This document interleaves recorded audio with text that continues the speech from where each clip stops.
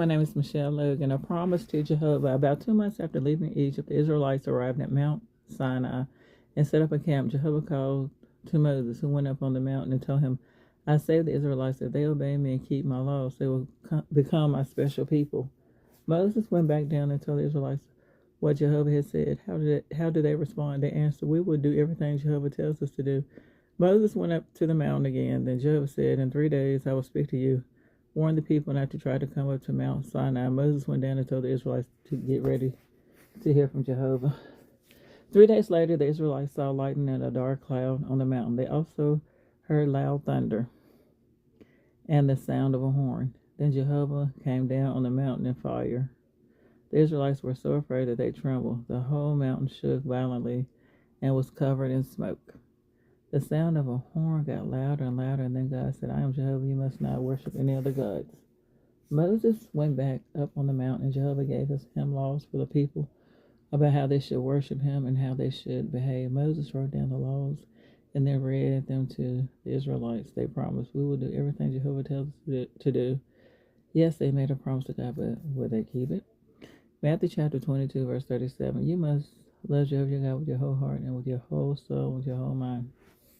Questions. What happened at Mount Sinai? What did the Israelites promise to do?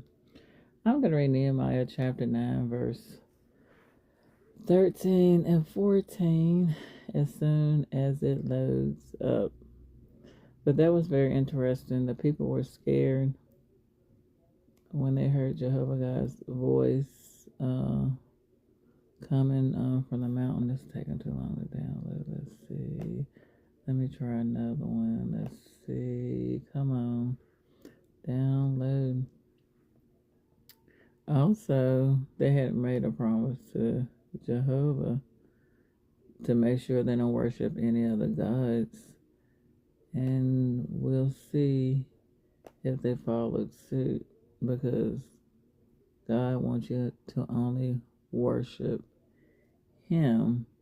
But what gets me, they was talking about the horn. Got louder and louder and louder, and they were trembling. It was scary. But remember, the scripture says, Matthew chapter 22, verse 37, you must love Jehovah your God with your whole heart and with your whole soul, with your whole mind. So that goes for us today. We have to respect God and follow his orders. Sorry that I wanted to read the Bible, but my computer's acting up. But